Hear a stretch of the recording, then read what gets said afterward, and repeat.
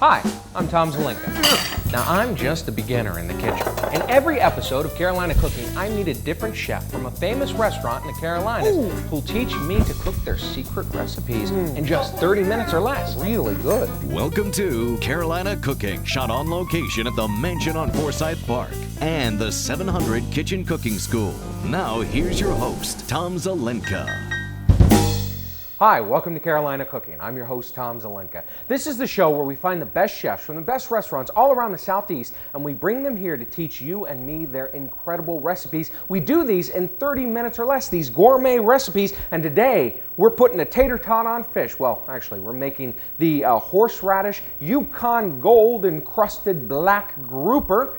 And to help us make this is a chef from 45 South in Savannah, Georgia, executive chef Brian Palefsky. Brian, I appreciate you coming out. Thank you for having me. And all I got to was that it was the encrusted black grouper, but we also have a sauce here, and we have a vegetable medley on top. Well, the sauce is actually English Stilton cheese that we make a cream sauce with, and then we fold in the cheese. So it's a nice cheese sauce. It goes very well with the flavors. Has a little cognac at the end of it. We use brandy, but I prefer cognac just for the quality reasons. Okay, all right. We also have a haricot, which is a fancy green bean. Oh, okay. It's a French green and bean. It's fun to say. Green bean. Haricot. And then we have some julienne carrots, which we just run across a mandolin, and that'll give you a fine shred to it. It's a little bit more palatable than having a big slice on it. But so where do we begin in making this? What's the first Well, step? we're going to start the cream sauce first. Okay. And the best thing to do with that is because we're having all the flavors that we're going to put in there, it'll steep into the sauce. So this is heavy cream? That's a 40% heavy whipping cream. Okay. And what we're going to do, so we're not going to need all of that, but we'll fill it up about halfway. Okay, tell me when. Let's see, keep going. That will do us good right there. That'll do it. Alrighty. Okay. So what we're going to do is I'm going to have you take some shallots here. All right. And a couple of fresh cloves of garlic. And the shallot basically is a smaller version, less astringent onion. Ah, I gotcha. And I believe it originally came over from like Europe or something like that. Okay. It's just done in place of a regular onion. Kind of like you would use a Vidalia onion, which we use for the crust. It's a little bit subtle. It's not harsh to the tooth, you know. Now they come as a bulb, right? Yeah, they come in just like a normal onion does, and you can get them, where you peel them, or you can get them whole like this, and they're already peeled for you. How do you want them cut? Well, let's take it a little bit here, and you're gonna, because we're doing it for a sauce, and we're not really gonna have to do any fine chopping. Let's just cut them and quarter them up, okay? Okay, I gotcha. And then we'll take them. Do we need all of those? Yeah, let's go ahead. It's not going to hurt to have it in there. Okay. So what we're going to do is we're going to take it here and put it in your cream, okay? Yeah. So if you get those chopped up, we're going to add that on there. Well, I'm going to go ahead and turn this on low. Alrighty. Well, I turned on the wrong burner, so we'll It's start okay. here. Yeah, we'll figure it out. There you go. Okay, so we're going to turn this on about medium heat. We don't want it to come to a boil, okay, to scorch the cream. Okay. What it's going to do is going to infuse these flavors. And you start off cold because what it's going to do is draw the flavors out of the onions and the garlic. Okay. And it'll steep into it. So it's kind of like... of garlic, I'm sorry, but do we cut this or smash it? We're just going to smash it because, like I said, we're going to put it in there to cook into the cream. Yeah, that'll work. All right. I like squashing something.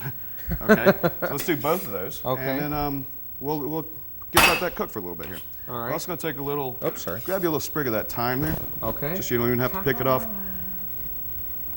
One. Yeah, that's good right there. This? We'll put there a nice little flavor to it, and we'll just let that cook down a little. Okay. So what's next? What do we need to make? The top, the crust. Oh, you know what? I forgot. We need to do. We have a pickling spice here, which is different types of berries and stuff.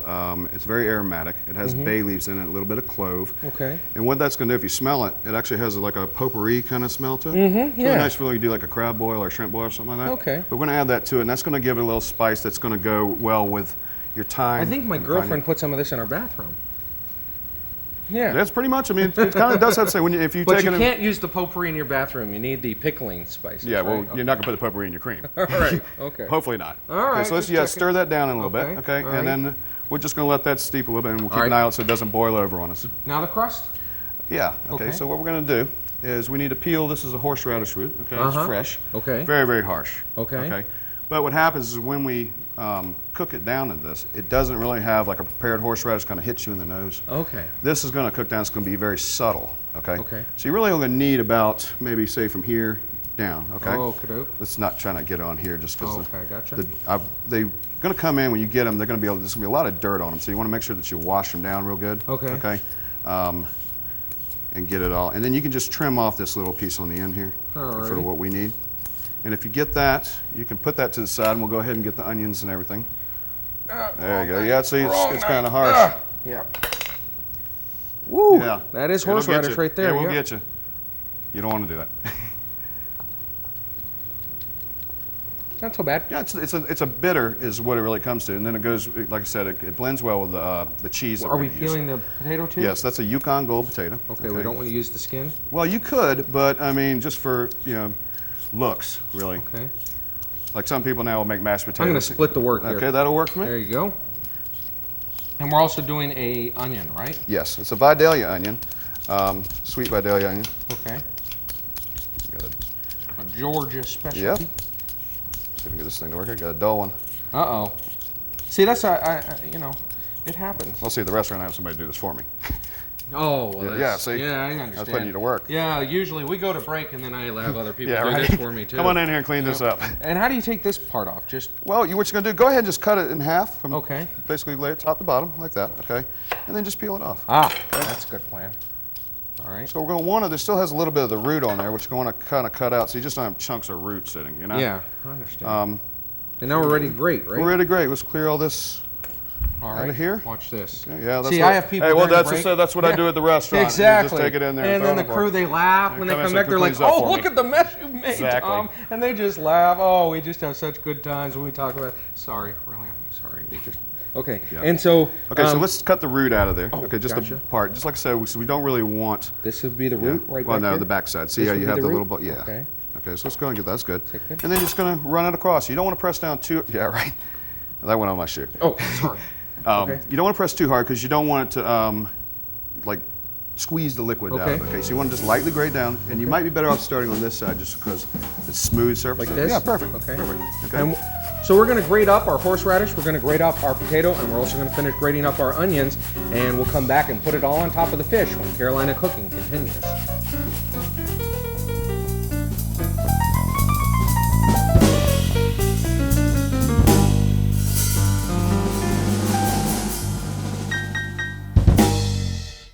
You can find the secret recipes of the best chefs in the Carolinas, all in one book, the Carolina Cooking Cookbook. Find the Carolina Cooking Cookbook in Amazon.com and our website, carolinacooking.tv.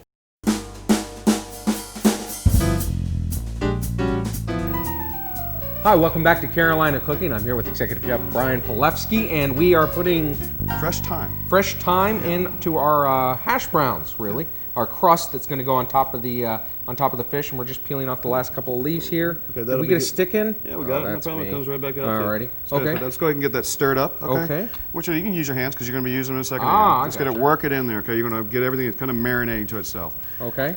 All right. So if you put that, that's good. If you put Okay. that off to the side, okay. All right. And then what we're going to do is get your fish. All right. Let's dust it with a little bit of flour. Let's dry this off. We can just go Sure. straight to the cutting board. Okay. Okay. Dust it with flour real quick. Flour? Yep. And what this is going to do is help Both it. sides? Yep. Okay. And what's going to do is going to help have the potatoes stick to the fish. Okay. While it's cooking, whatever. Also, too, it'll help to brown it. Alrighty. So, okay, just go ahead and stick that there. Let's right. get that one done. Got this one. Okay, and then we're putting this potato mixture on top, right? Yeah. So what you want to do is you want to get in there and get you a good handful. You don't put too much on there because it's not going to cook all the way through. You want a thin layer of it, but you want to make sure you squeeze out the liquid. Okay? Squeeze out the liquid. Yes. Okay. So squeeze out. You have a dry product there. And basically, what it does is it won't steam the fish. It'll start to get a good brown handful. It. That's a good handful there. Okay. Let's right. squeeze out. And if you have some excess, we just go straight to the other fish. Don't squirt stuff in the other. Horseradish will get you. Yeah, good to know. I'm going to put a little bit of olive oil in here right now. Get that ready for a fish. Yeah, it'll do it right there. That's good. That's Okay. perfect. All right, and we're just setting that on top. Yeah. All right. Let's get that a little. Go all around here. Okay. Just mash it into here. Okay. We're Mash doing it good. in. Some of it's going to fall off when it goes in the pan. It's not really going to matter. Okay. Okay. It all works out. Okay. Oh, we got a little onion skin in there. Let's get that there. Doing good. Now what I'm going to do is I'm going to put a little bit of flour here, and that's what I was talking about, helping it to brown when it cooks. I gotcha. Okay. And let's get a little salt and pepper on here. Get this, everything seasoned good. Okay. All right, we'll go in here. Let's turn it down and start to smoke a little bit, and we are good to go into the pan. All Whenever right. you are ready with that. Oh, we put a little flour. Yeah, that was real light on there. You don't want to kind of clump up. Little And some seasoning. Okay. Okay. So what I got here is some olive oil. This is going to start smoke a little bit. Okay, but I'm going to add some butter to it. And the butter is really going to give it the flavor. Okay, a buttery flavor. Okay. The quality. So let's get that turned up again. Let's melt that down. When you put this in the pan, you want to put this potato down. But if you grab your pan and tilt it have all the oil away, away from you, so that way it doesn't splash in your face or in your hands, because it's a pretty nasty burn if it gets you. All right. So let's tilt it back and get the oil to go all the way around. Okay. Okay. There you go. All right, that's good. Is that it? That'll work. Let's let it get cooking in there, and we're going to leave that alone for a minute, let it brown up there. All right. Okay? And so now we still have to work on our cream a little bit here, our sauce up front. What do we need to throw in there? What we're going to do is we're going to take a little bit of roux, which basically is equal parts flour and clarified butter. Okay. And what that will do is help. Now, did you have to cook it down? Yeah, and another thing you can do, you can just add straight in, like sifting flour, like your grandmother would make gravy or something like that. Or you can do a cornstarch slurry. Okay. Okay. So is this enough roux to start? Well, we'll see. Let's go get in there. We'll get it. You can use your whisk and get it whisked around. Okay. Watch your hand here. I'm going to check the fish. Let's get that good and brown. These little pieces that kind of come off, we'll just scoot it together, you know. Oh, I see it already browning up. Yeah, it's all right. So if you start to get that edge, you all right? Yeah, no, it's fine. So get the edge hairs going, and that doesn't mean it's going to be brown in this area here in the middle. So you want to turn up. Okay, that should be good right there. Yep. Doesn't mean it's browning on the thing. So once you start to get it, you'll turn down your heat, but you can always come back like this and give you a little peek underneath there. Okay. Okay. All right. Put that there. And so we have roux in there. You sure that's enough roux? That should be fine. All right. Yeah. And that's what's going to happen, it's not going to thicken up instantly. It's going to cook a little bit. It takes a little time. I gotcha. So we're getting a nice brown here. Okay, we've got a good color. Okay. Let's go for a few more seconds. Okay, and then what you're going to do is Why are we poking it? Well, I'm just feeling to see how it's coming up. I gotcha. You can see how it moves around when you do it. Now, do we flip it over, or do we... Yeah, we're going to flip it over, and what you're going to do is put the oil away from you again. Yep. You're going to flip it there, let your oil come back, and then we're going to put a little white wine in there. What that's going to do is accent the flavors. It'll help cook it because we're going to put it in the oven. Okay. Now, this is ready to go. It can just sit there and bubble, so can we go ahead and switch pans there? You want to do a little do-si-do here? Yep, there we go. All right, let's go ahead and get our fish flipped. Okay. Make sure you get a towel. You don't burn your hand on that handle. This handle's actually pretty cool right now, but once you put it in the oven, I have learned the hard way. So get all the way underneath there, and let's get the oil away from you, like I was talking about.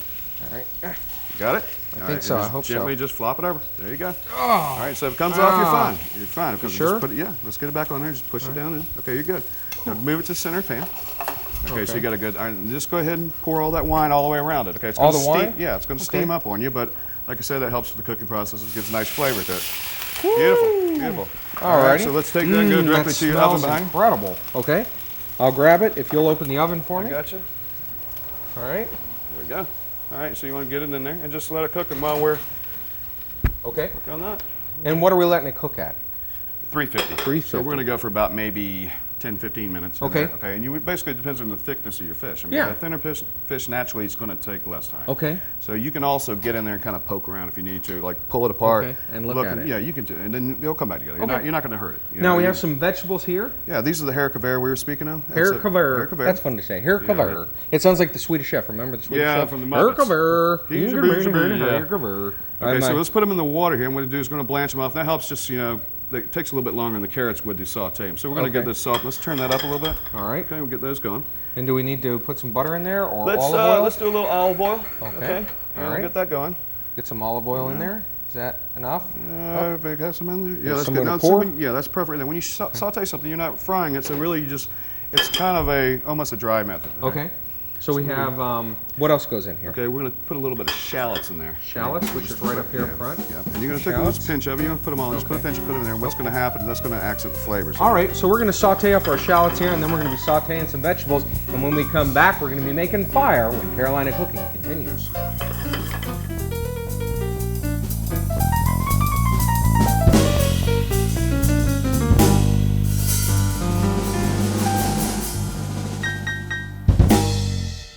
You can find the secret recipes of the best chefs in the Carolinas, all in one book, the Carolina Cooking Cookbook. Find the Carolina Cooking Cookbook in Amazon.com and our website, carolinacooking.tv.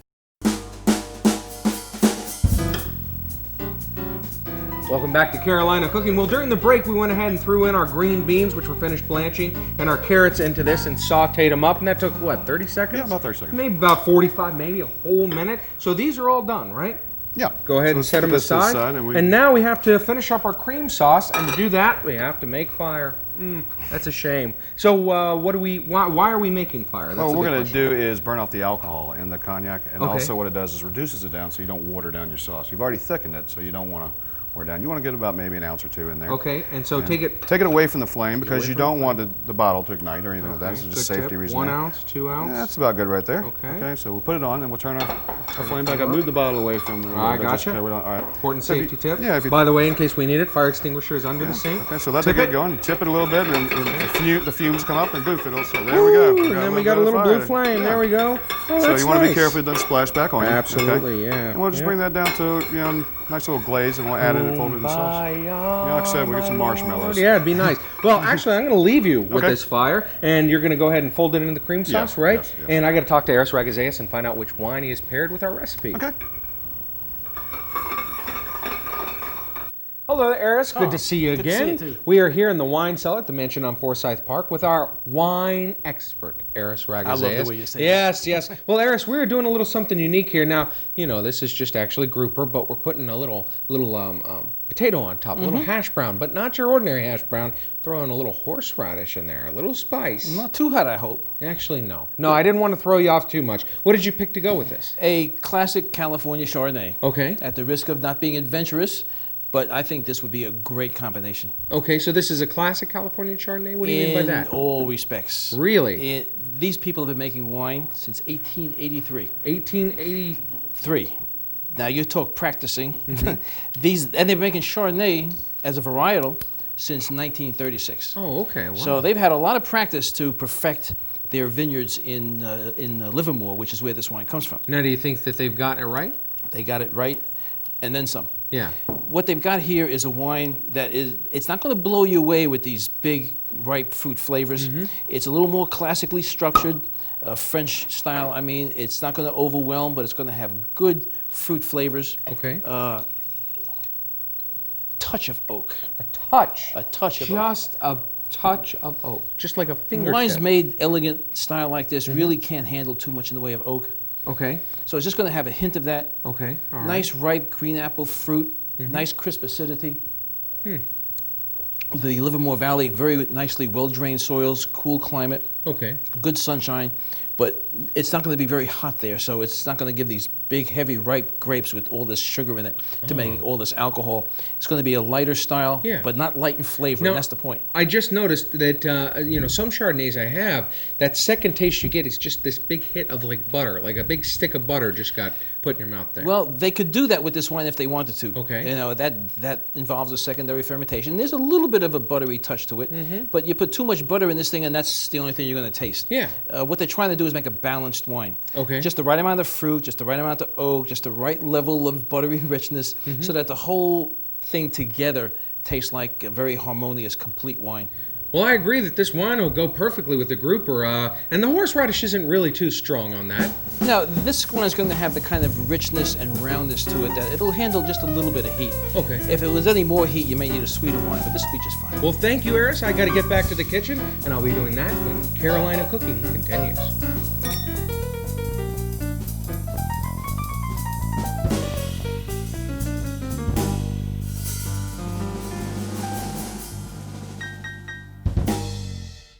You can find the secret recipes of the best chefs in the Carolinas, all in one book, the Carolina Cooking Cookbook. Find the Carolina Cooking Cookbook in Amazon.com and our website, carolinacooking.tv.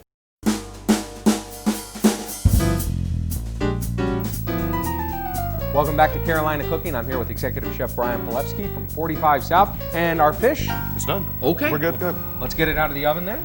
Watch out, watch your back. Ooh, it smells Watch good. the handle on that. I'm trying. Alrighty. Oh, watch the handle. Don't hit it on top of the oven. There we go. Okay. And so that's done. Now we just have to finish up our cream sauce for it, right? So we're pretty much done. What we're going to do is we're going to strain that off. Okay? If you hold that big strainer? Yeah, and it's a fine strainer. What's going to do is going to catch all the chunks of the pickling spice and the thyme. I gotcha. So now we have a refined sauce, basically. Look at that. So let's take this and push it through a little bit here. Ooh, that looks incredible. So it smells really good. really rich sauce. All right, you don't want to scrape the edges or anything either, right? No, you just not want really, to use whatever pours out. Yeah, because if anything's crusted on the side, you don't really want that in your sauce. And if a little bit gets in it, the strainer will take it out. Okay. That'll be enough for what we need right now. All right, so let's go we'll ahead call and it done there. take this and put it up. You got the? Yeah, I got it. Okay. All righty, So we have enough sauce. We got plenty of sauce, and what we're going to do is we're going to take the biggest bowl for the smallest amount of sauce. Right? Yeah, exactly. So we got our English Stilton here. And we're Okay. just take little pieces, crumble, till we get a nice little Ew. bit in there. The blue stuff is what I think it is? It is a type of mold, basically. It comes in, it's a blue vein, you know. And you really can tell the quality of blue cheese by the deepness of the veins, the How color. much are we stirring in here? That's going to be plenty right there, really. You just want to kind of mash up a little bit. You don't want to be too overpowering. Yeah, okay. It's a nice little accent going there. Alrighty. Okay. So first thing that goes down on the plate is the fish. No, what we'll do is put the sauce down first. I gotcha. And then we have a little, for decoration, a little reduced balsamic vinegar. Just Okay. down to a syrup, and it just gives a nice thing. So, So if we ladle a little bit onto the plate, alright. okay, you put it right in the middle, off to the side, however you like it. Oh. You Up take- to me, there left you go. up to me. Wow. There you go. Is That's that good. enough, or you That's want a little plenty. more? That is, Oh, really? That's actually Okay. plenty, because what's Alright. going to happen is, the warm fish hits there. Yeah. It's going to spread out a little Okay. bit. So let's take a little Sauce? bit of that. Yeah, and just go around. You can any pattern design that you like. You can write your name on there if you want to. Okay. Woohoo! That's fancy. Now we got to get some fish on there, All right, right? so let's get your fish out. All right. And you're going to want to pat that on a towel just because of all the wine and everything we had down in the pan. And so there you go. Carry it, support it a little bit, and Okay. just dab it off. All right. And you're going to put it onto the thing. There you go. Ooh, look at that. Beautiful. That's incredible. That's perfect. Little thing on top. Yeah, right across the top. All right. And I'm having to hurry here because I know we're getting to the end of the So show. let's throw a flour in So there. You flour, have a little bit of red pepper. little red pepper, and I really want to taste this. I'm eager to taste gonna this. get your job Get at us the a glass of restaurant Chardonnay. Excellent. And there you are, sir. Pour you a little glass. Okay. There you are. If you want to find out more about a recipe, about our wine, if you want to find out more about our chef or 45 South, visit our website at www.carolinacooking.tv. I'm Tom Zelenka, and that's Carolina Cooking.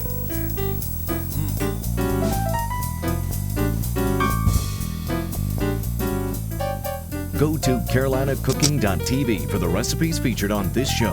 Plus, on carolinacooking.tv, you'll find more information on the wine, chefs, and foods of Carolina Cooking.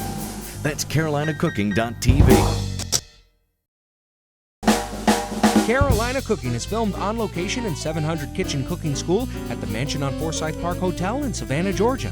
For details on their hands-on cooking classes, call 888-711-5114 to book a class.